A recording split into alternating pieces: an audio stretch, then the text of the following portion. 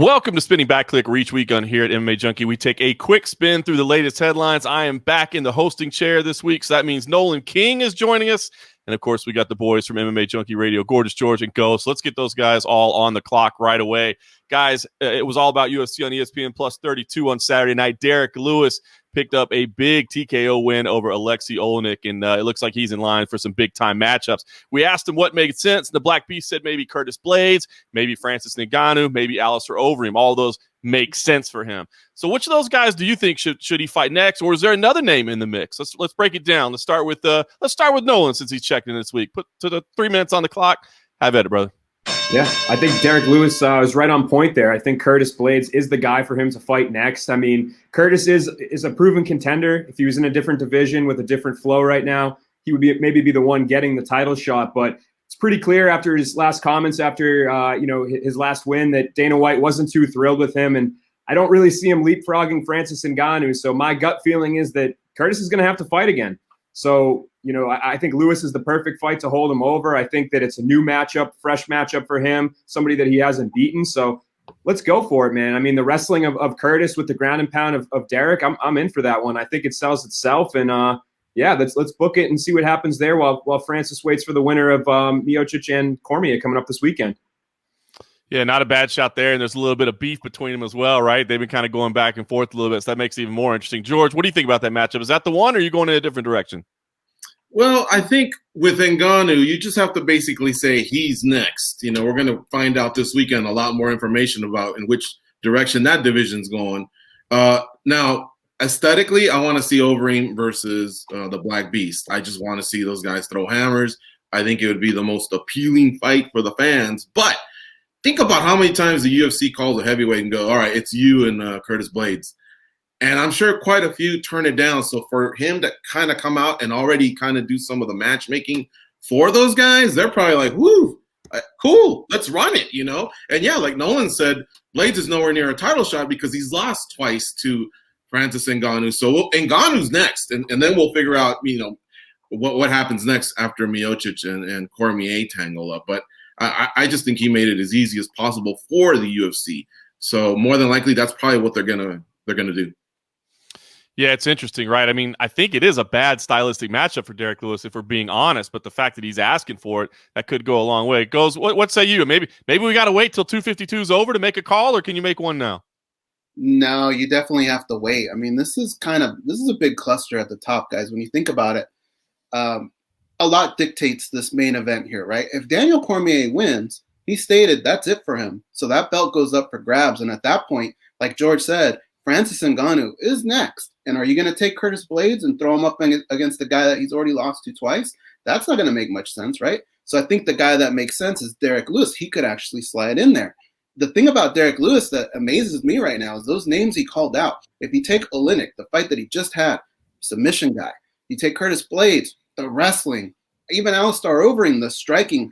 Derrick doesn't really care who they put in front of him. He has no fear, and I think he's turned a corner. So I think this is a good situation for him, and if Cormier comes out on top, I think we could see him maybe getting a title shot against Francis Ngannou for a vacant belt. Yeah, man, and look, that fight wouldn't be terrible the second time around, right? It couldn't happen again, so I'm down for it. That'd be a lot of fun. All right, guys, well, that was Saturday night. The night before, Friday night, we saw three-time Bellator lightweight champion Michael Chandler end his Bellator contract, right? So you said it straight up, I'm going to test free agency, and after a beautiful finish of a former WC and UFC champion, Vincent Henderson, you got to think that, there's going to be some bidders out there for him. He thinks he's still in his prime, and he's got a lot of potential on the table. So what do we think, guys? What makes sense for Michael Chandler next? Where should he end up, and just how far can he go with that promotion? Let's put 3 minutes on the clock again, and this time let's start with George. All right, so you look, if he goes to if he re-signs with Bellator, and he's been a loyal guy there for 10 years, wouldn't shock me, but I don't think he's going to, because Scott Coker missed the opportunity to stock the shelves with lightweights. And usually that's one of the divisions where it's kind of easy to find lightweights around the world because there's just a lot of quality lightweights. Ranked number 1 through 100, you usually find some pretty decent names. He hasn't gotten anybody to fight. His fight prior to Benson was Sidney Outlaw. And then before that, it was the Bellator featherweight champion, Patricio Freire, who wanted to become a champ. He's had a lot of rematches along the way. So I just think he's ready for fresh matchups. And I know there's the Eddie Alvarez angle over at One Championship. Who doesn't want to see part 3 of that? They're 1-1. We got to see that trilogy. But there's just head to toe, top to bottom. Most of the talent is in the UFC. He's got to go there. And the UFC should know that those WEC guys that came over, the Gaethjes of the world, the Alvarezes of the world, they were great free agent signings. They should not shy away from getting this kid. Goze, what do you think? Is it inevitable that he goes to the UFC? Is there a chance at all that he stays in Bellator? Which direction do you think Chandler's going to go? Wow. When he first started this journey, guys, you have to remember this was a single Michael Chandler, a young cat trying to prove to the world what he had. Now he's a family man. He's married. I think really what it's going to come down to is legacy versus money. He makes a pretty good paycheck over at Bellator, but like George said, 155 is stacked and it's supply and demand. I don't know that the UFC is going to offer him that much money. So really he's going to have to gamble on himself if he wants to go to the UFC, because like Eddie Alvarez, like Justin Gaethje, they took a similar gamble and it actually paid off. They won a belt. But at the end of the day, if you're going to talk about the greatest lightweights of all time, I think he has to prove that in the UFC and go over. My money's on him going over to the UFC and proving what he's got against those guys. Interesting, man. I thought he might have a chance to stay in at Bellator. What say you, Nolan? It seems like these guys are set on him going to the UFC. Is that your idea? And if so, can he be a champion? How far can he go at this point? Yeah, I'm going to agree with them. I think something that Goze just brought up that was interesting was he said he'd have to gamble on himself. And that's actually a phrase that Chandler used a lot in the pre-fight. And he used it again more emphasis on it in the post-fight, where he's saying, I've been one to always gamble on myself.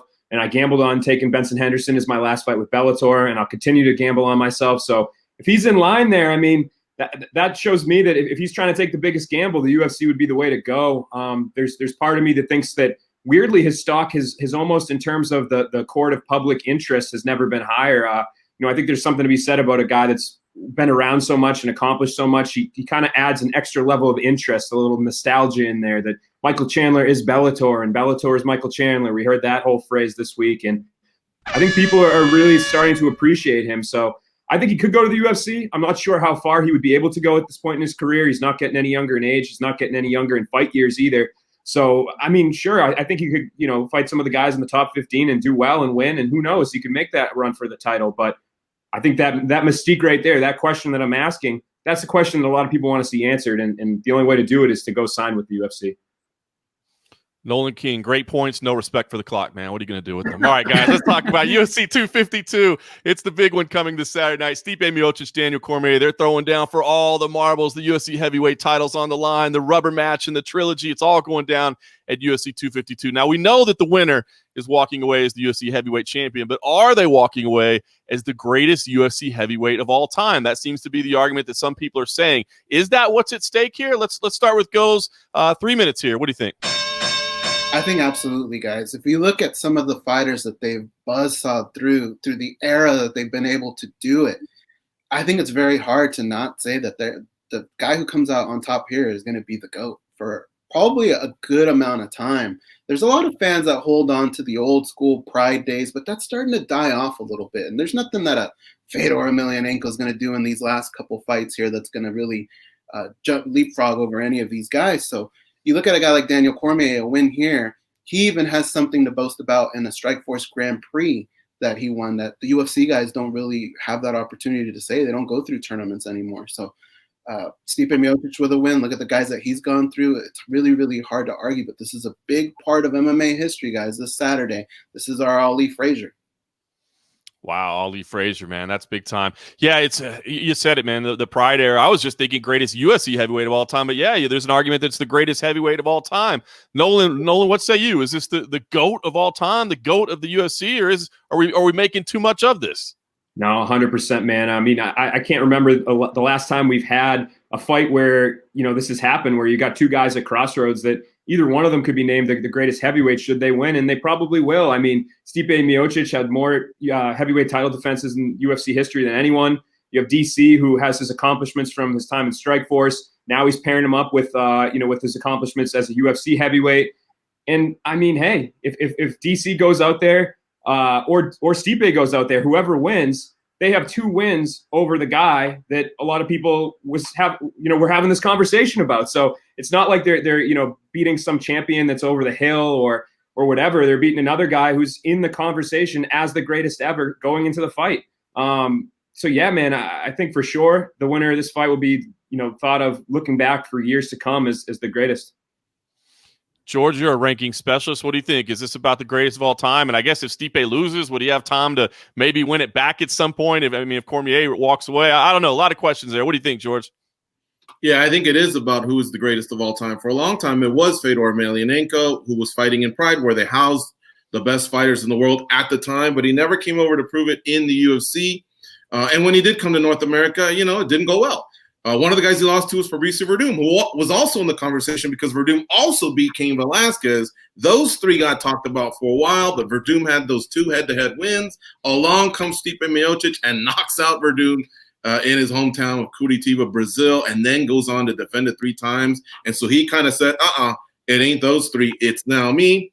So now if DC were to beat him twice, along with the Grand Prix that he won over there at Strikeforce, I know he's 22 and 2 overall, but he's really 15-1 as a heavyweight, 16-1 if you count that Buffalo title incident.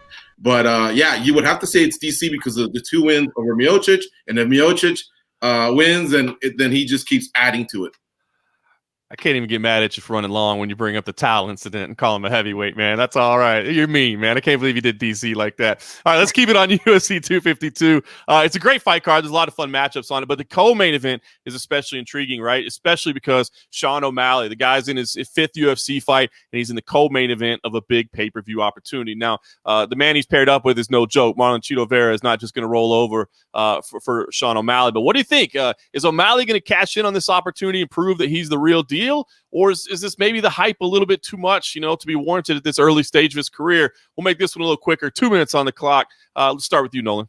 I don't think Sean O'Malley will be considered a hype train after this fight, win or lose. I think he's going to go out there. He's going to put on a good showing. However, this is a big step up in competition, in my opinion. A win over Eddie Wineland, former title contender, or title challenger in his last fight. Sure, that's a great win, but Eddie Wineland isn't the same Eddie Wineland that was fighting for the title a few years ago. So Marlon's a step up. And, part of me says that O'Malley will be able to prove at minimum he's able to hang with Chito, that they're not on 2 different levels. But there's just part of me, man, that thinks Chito's going to get this upset and pull it off, maybe a decision or something. But regardless, I don't think O'Malley should be considered a hype train, and I don't think that we'll be having that conversation come Sunday. Yeah, it's obvious there's some real talent there. George, what do you think? I mean, is the hype deserved? Is this going to be a test for him? What do you think O'Malley's going to do this weekend? It's deserved because he's done everything they've asked for. He's got the shiny record. He's got the look. He's got the swag. He's not full of himself yet, but he's got a tough veteran in Vera, and I'm also with Nolan. I think he's going to get the upset. However, that doesn't mean he won't come back and be a world champion. You can't give up on guys like that, or Shabazian a few weeks ago. They got to learn. This just isn't boxing. You don't get to 20-0 or 30-0. You take some hits along the way. Respect to Habib, but I think he's going to lose, but the hype's real, man. He's good. Goze. Wow, I'm surprised to hear all these upset picks, although I like Chito Vera a lot. What say you? Are you making it a three-peat here for the upset? I think so. I mean, first and foremost, the kid does deserve the hype, but with hype comes a lot of pressure, right? And when you think about it, Sean O'Malley hasn't had a fight that didn't revolve around pressure, even starting off at Dana White's Contender Series. I mean, how much pressure is that in front of your boss right there? So I think when you put in the personality and all that, I think he deserves it, but Marlon Vera is a tough cat, and he's almost the opposite. He doesn't get the respect that he deserves. And I think he feels really slighted about that, and he's wanted this fight. So I think it's going to be a tough fight for Sean O'Malley this weekend. I got to agree with the other guys. Wow. So it's Marlon Vera's coming out party, not the Sugar Show. It'll be interesting to see if that happens, how things play out. All right, guys, finally, in some recent weeks, we've seen some success from some mulleted fighters, man. Andrew Sanchez, El Derde, he looked good the other night. Tanner Bosner, how can you not be a fan of Tanner Bosner opening up monster cans with his mouth and all that, and that beautiful, glorious mullet in the back? So, listen, those guys are the current flag bearers for business up front, party in the back. But I want to know your favorite all-time. Give me your best favorite mulleted MMA fighter of all time. We'll make this one a quick one.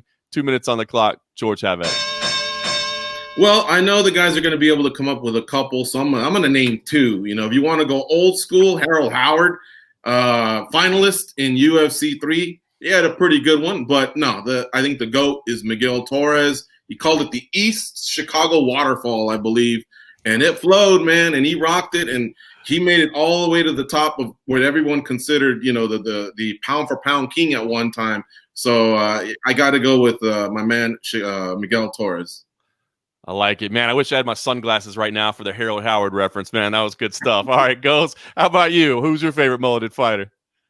Well, I think there are certain fighters that go to a barber and say, "Give me a mullet," and then there's certain individuals that just have a mullet, and I think that's Roy Nelson. If there was a silhouette of a mullet, it would be Roy Nelson. You wouldn't be able to tell it's him because you have to have the body to go with the mullet. Miguel Angel Torres, great mullet, but you got to have the body to go with it. You have to have the beer can, and that's what Roy Nelson brought to the table, guys. It's a crazy mullet. I love it. It gets thicker and thicker on top and in the back. It's never going to stop, so I have to give it to Roy Nelson. I like it, going deep. It's the full package of the mullet. Nolan, we know you're all about the hard-hitting news like this, and this is why we brought you on, to get to the bottom of hard-hitting affairs like this. Give us your favorite mulleted fighter. Well, I'm going to show my youth, considering Harold Howard made his UFC debut before I was born. That's not an exaggeration. So I can't go with a guy like him. I'm going to go with a guy like Mike Pyle. I feel like, if you ask people, tell me about Mike Pyle's stint in the UFC or in his career. I mean, he obviously had a ton of fights at a high level, but the thing everybody remembers is the mullet. So for me, I'm going to go with Mike Pyle. I think that at least for my generation, that's the guy that stuck out to me as the mulleted MMA fighter. But the other choices were good too. Miguel Torres would be my runner-up. Nice. Yes, the old Tennessee waterfall from Mike Pyle. He used to rock that very, very well. Hard to argue with that one as well. And damn, you just made me feel old. All right, listen, guys, we appreciate you all joining in. Listen, it's all about UFC 252 this weekend. And, of course, Cage Fury Fighting Championships on the Wednesday and Thursday night. Make sure you tune in to that on Fight Pass. Surely things will happen. There'll be plenty to talk about. Maybe GOAT argument afterwards. We'll break it all down next week on Spinning Back.